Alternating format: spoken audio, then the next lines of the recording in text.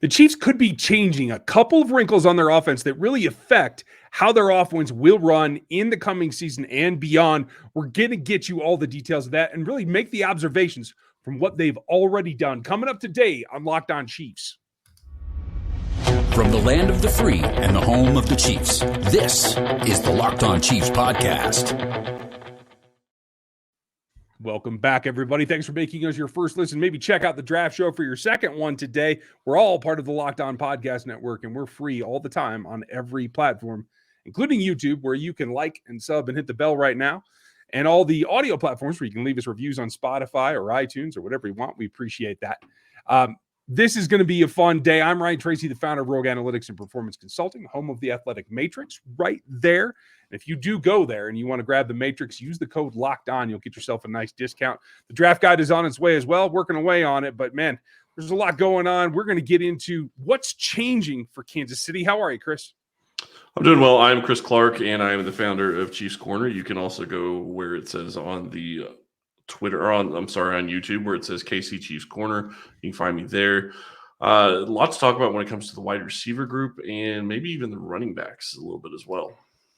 Yeah, and then we're going to get into what one of the contracts means. You're going to break that down for us as we get into the dollars and cents. And again, that also affects the future. But right now, I think you made a pretty keen observation that what we see in the pass game is maybe not necessarily going to be what we've seen in the past. Yeah, and I think that you look at the wide receivers they've signed. Juju's 6'2", I believe, and you have another wide receiver in Valdez-Scantling who's 6'4". So right now you're sitting in a situation where you have guys that have a lot more size than you're used to. And I think that's going to be something to watch going forward. Yeah, I think Juju's actually listed at 6'3", if I remember right. So that's an even bigger size difference. When we talk about what they're looking at in the draft, a lot of the conversations revolve around sizable players like Jamison Williams and Christian Watson and guys with height that I think still have to have the athleticism, because Andy's Andy and he wants speed, and Patrick needs deep threats more than most. But at that point, you're right. Like, not only is McCole Hardman like the lone holdover that looks to be able to produce next season, but he's also the shortest one too. Yeah, and it does say, I found Juju saying 6'1". I've seen 6'2". I've seen 6'3". I think it's all over the board. It just really depends on where you look. I'd have to go check his combine. The point is, and that's where you would really probably get the right information. The point is that they're looking at different types of receivers this year as opposed to what they've been looking at in the past. I think that you look at what Juju does and you look at what Marquez does, and I think both of those guys are really good blockers. I think that could open up the run game, and I think that is going to actually possibly lead to them running just a little bit more. I know you will appreciate that. Mm-hmm. But I also think it really means a change in the way that they're going to function as a group. I think that they're going to be looking at doing different things as wide receivers. They're not going to have that guy. At least they don't have him on the offense right now, because I don't put Hardman in the same boat as I would put Hill. Hardman could take the top off of defense, but he has not done it to this point in his career as well. Yeah, that's fair. I mean, I know where you're coming from. For me, you got to have the tools to get the job done, and the body type doesn't necessarily make a big difference to me, other than if you're talking about verticality. And I still don't think that we're going to see Patrick Mahomes go to like a throw it up 50-50 ball kind of guy, although he did some of that at Texas Tech. You saw the results at Texas Tech. So I don't know if that bodes really well. Yeah, and I think the thing that's interesting, and I actually talked about this on the Locked On NFL show yesterday with Bo Brack, Patrick Mahomes led the NFL in completions to open wide receivers, and that's like wide receivers that have a lot of separation. I think that's going to drastically change in the next couple of years. Yeah, that sounds like it. Windows have to get tighter, especially when they're playing over the top. And that was, I think, a symptom of the bigger question about what Andy's doing, and that is playing the chess game. That's really what it comes down to. Like, they move the defense back. They give you the two highs and the three deep looks and the really deep backed off cover threes. And so now the one weapon that you had to take care of that didn't really give you enough optimism to really get that done. So by bringing it down, spreading it out, you can now attack underneath. How else will they combat that? Will they walk a safety back down? Well, then you have the speed to go over the top. If they don't walk the safety down, now you have a lighter box and you can run against it. So this feels to me like they pushed it as far as they could. And now Reed got caught in a way that he couldn't really adapt to. And now he's going to swing the other way and change the chessboard, really. Yeah, and I think that they're also going to probably take some of the RPOs out of the offense. I don't think that you'll see as many RPOs. I'm not saying you won't see them, but I do think that they're going to be focusing on running specific plays versus RPOs. I think you will see an RPO here and there, but I think that you're going to see more specifically called runs. I certainly hope so. I knew you would. Well, and it takes a little bit of a mental load off of Patrick as well, because if the only call he gets in the huddle is to run the ball, then it's just a side choice. He can flip it if he needs to, but he doesn't have to take that onto himself and put himself in another opportunity to push the ball into what is a situation that's probably not advantageous to begin with. Yeah, and I think that there's, you look at the runner that they brought in, and we need to talk about this in the next segment with Ronald Jones. I think that that's more of a downhill guy. He's going to be a guy that's not going to be as effective in the passing game, but he is going to be a downhill runner, and I think that that's going to be a guy that's going to be running a lot between the tackles. Yeah, and we are going to get to that and what that style means, but overall, the concept is balance to the force and balance to this offense, and I'm betting that it allows them to go farther. They might not be as explosive, but if I was going to take the under on something like that, I would do it at BetOnline, where you can bet all the props, you can bet all the outcomes. There is still a Final Four to look at, and for those of you who aren't Jayhawks fans, that's okay. There's room aboard the bandwagon. We'll let you all on. Nope. There's plenty of time. You shockers too. It's all right. But if you want all that information that goes into making a good choice about laying money down, the odds, the contest, the podcast, all of the information that goes into it, you can find it all in one spot over their new site that is available from mobile devices just as easily as from anywhere else. Gives you all the wagering information and even has like Vegas casino games if you want to waste a little time there. But you can check it all out where the game starts, and that's over at BetOnline. So we're not pulling you over is what you're saying. No, you're not getting me pulled over. So nice try. Okay. I think honestly, I'll be probably rooting for Duke, but that's, How dare you? Yeah, I knew you were going to say that. Coach K's retiring. I will go that direction just because of that. So good riddance. Okay. Yeah, anyway, I understand where you're coming from. Let's just talk about football because this isn't going to be a productive conversation. So here's the thing. There was a lot of excitement at first in the fan base about the possibility of Ronald Jones coming to Kansas City. And then there was a lot of, oh, well, how's he going to fit? Because he's not necessarily a zone guy. Like, you can go back to college and see a little bit of that, but that's not something they run a ton, particularly in Tampa Bay the last season. And he has been productive before last season, maybe a little bit more so. So I think what this shows us, and maybe I'm wrong, but you tell me what you think. This shows me they're leaning a little farther into running more of a balance between power and zone, not as much zone. Again, take a little bit off because it works better for Clyde. And I think it certainly works better for Rojo and gives them the 1-2 punch that they have to have. Well, I think you look at their offensive line, and I think it's built to do that. I think that's another part of the reason why they're leaning into this a little bit more is that they have the offensive line that can go and do that. The only position that we don't know on the offensive line right now is right tackle. You could say that Andrew Wiley is going to be that guy. Maybe he's going to be that guy. We just don't know if Niang's going to be healthy.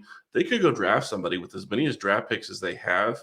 If they want to solidify that offensive line for the next 4 years, they could go draft a right tackle.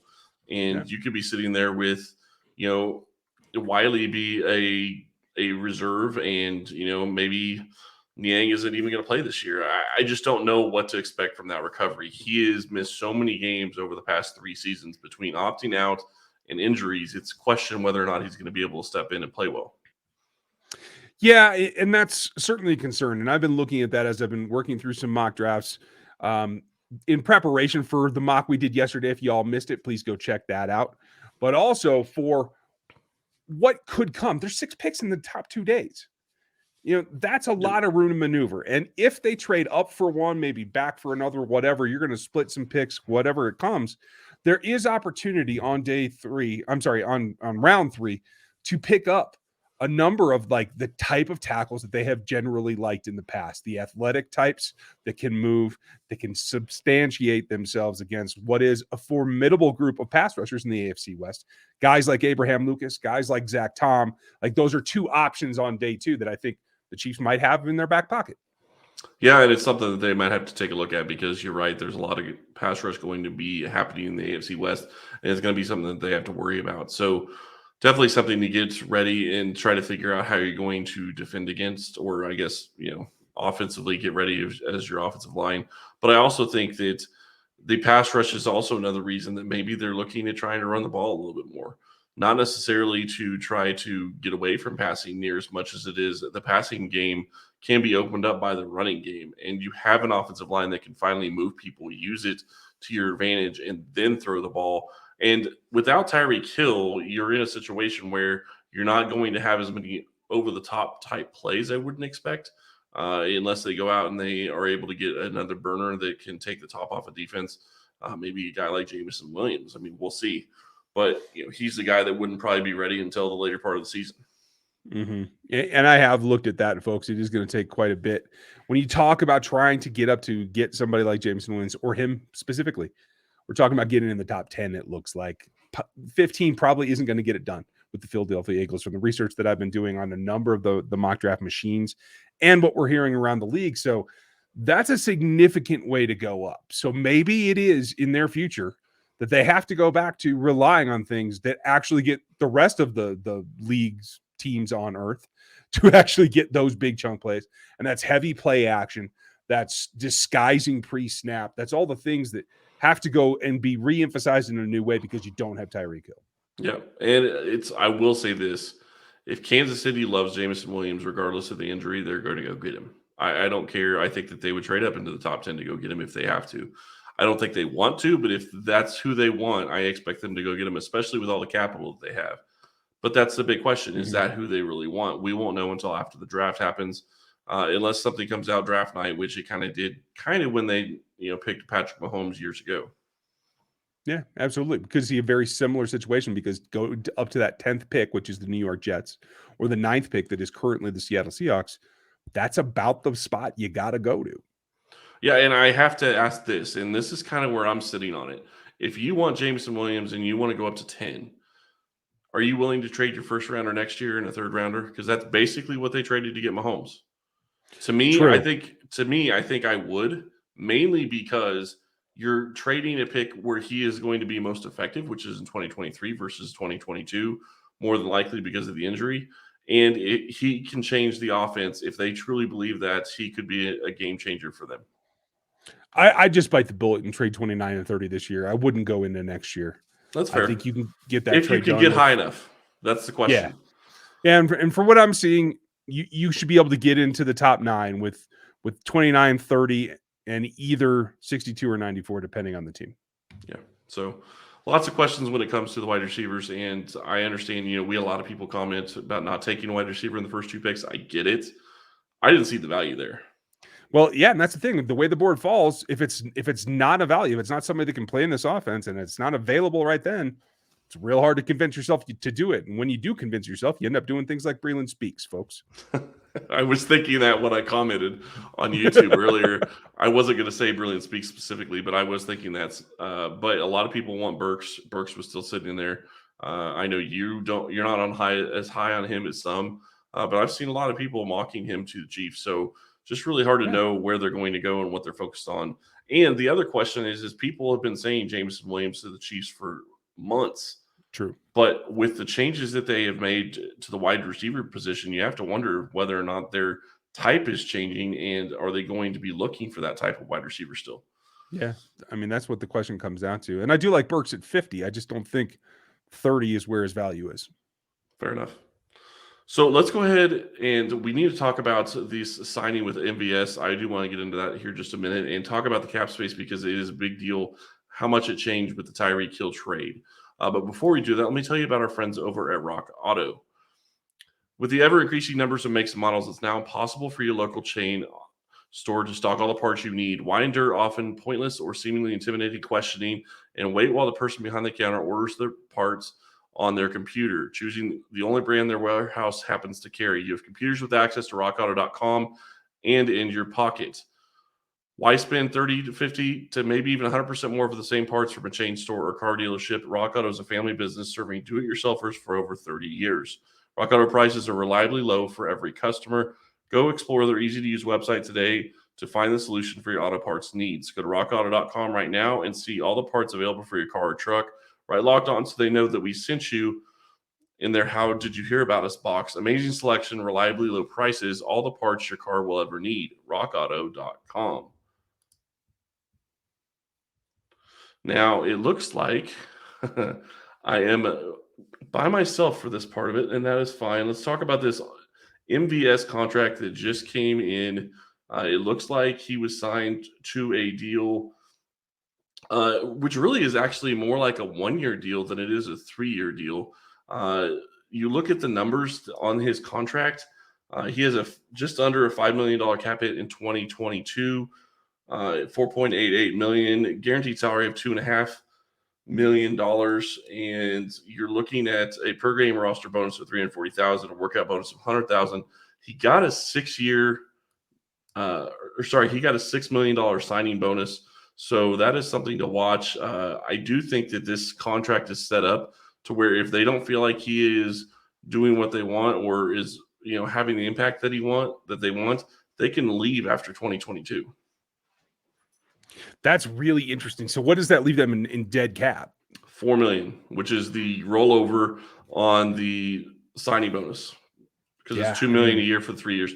So the big question is, if they are going to have him on the 2023 roster, they need to make a move. Or if they're not going to have him on 2023 roster, they need to make a move by March 18th, because he is due his $6.44 million guarantee kicks in on March 19th, which is the third day of the league year. Sure. Similar to that's Patrick's. A pretty typical timing. Yeah, Yep. Exactly. It's exactly similar to Patrick's.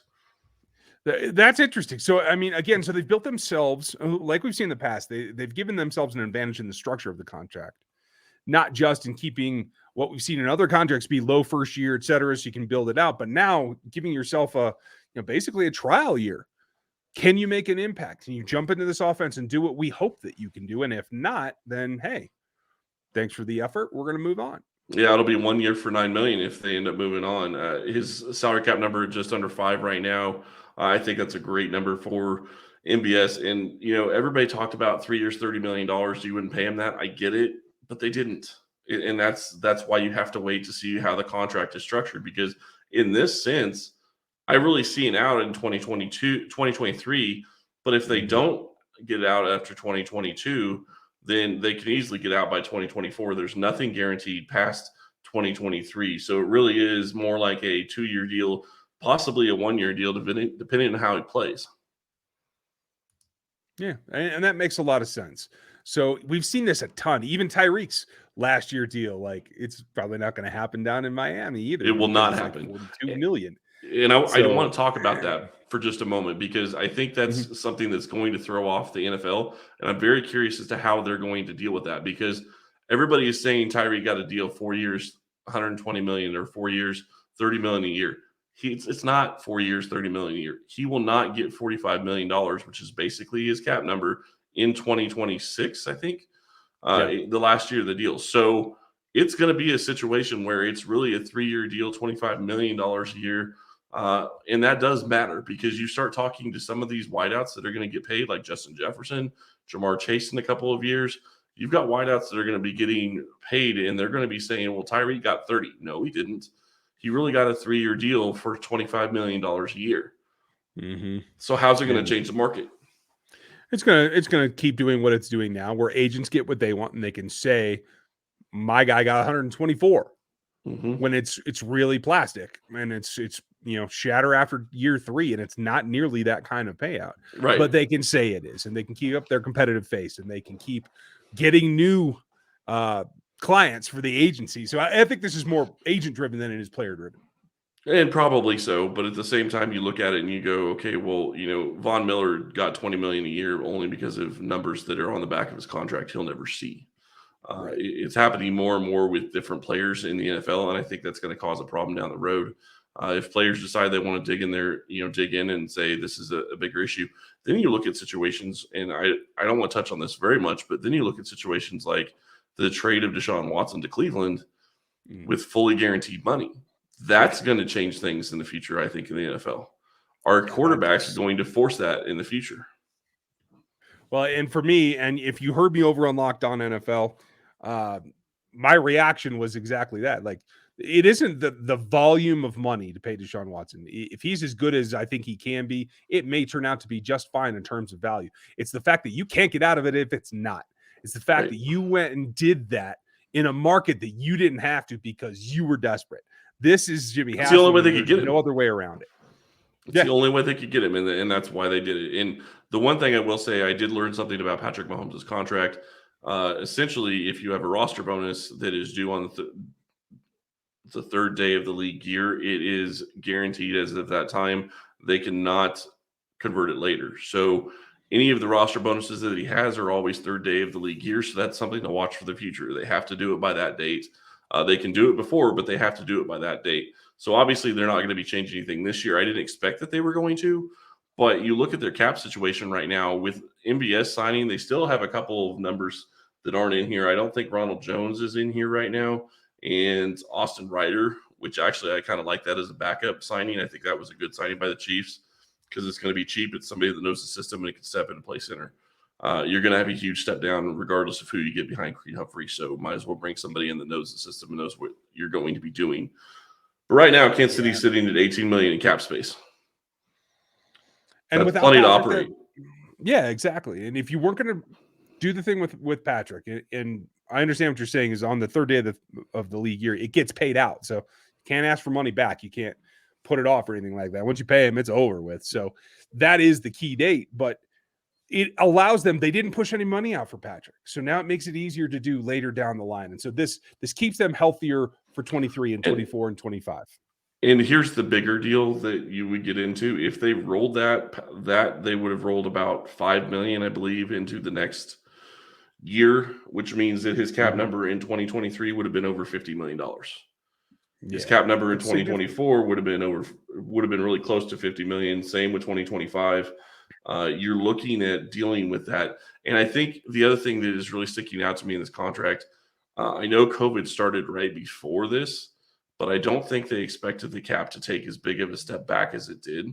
And I think that really affected what they're able to do with his contract specifically, because I do think they built it to where they could roll a couple of times and they thought it would be okay, because 50 million when your cap is 250 is not near as bad as 50 million when your cap's 208.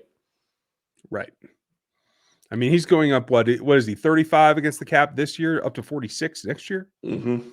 That's significant. So if you save that money this year, you're not automatically rolling in it. It does help you long term. So it does make sense. One other thing about compensation and the value that it gets from, I know everybody's a little bit frustrated about Frank Clark still being on this roster and having to switch that contract in order to keep him. Well, at least take the positive. It doesn't look like D Ford's going to be playing anywhere anymore. The Niners appear to be moving on, that his back problem is so chronic that he's not able to be on the field at all. So at the end of the day, in that transaction year of moving those edge rushers, the Chiefs still came out ahead as far as I can tell you. Well, and Kansas City wouldn't have won the Super Bowl without Frank Clark. Say what you want, but they would not have won the Super Bowl without Frank Clark. Fair enough. Well, we'll get into more tomorrow. Matt Derrick will be back with us. We're getting ready for what the Chiefs are going to do in this draft. A lot of draft coverage coming up. You're going to be able to see me and Eric Crocker on a live stream on all the streaming services. That includes Roku. Everything that you can stream, you can get it on. We're going to be live down from Dallas, Texas. You'll be able to see us from there. A lot of production going in the show. The Matrix will be heavily accented, and you'll be able to see that in all the prospects. I'm pretty excited about it. But we're going to concentrate on what the Chiefs are going to do as we get ready to get going. So thank you for spending your time with us today. If you would like and sub and hit the bell over on YouTube, and let us know. Give us some feedback on Spotify or iTunes. We love the reviews. Even if you want us to do something else that we're not currently doing, like, pick a certain wide receiver every time, but, I'm working on it. I think Chris has really outlined what we have to keep an eye on in terms of the cap as well. So we're going to keep doing that too. Thank you all for listening, and we will talk to you tomorrow.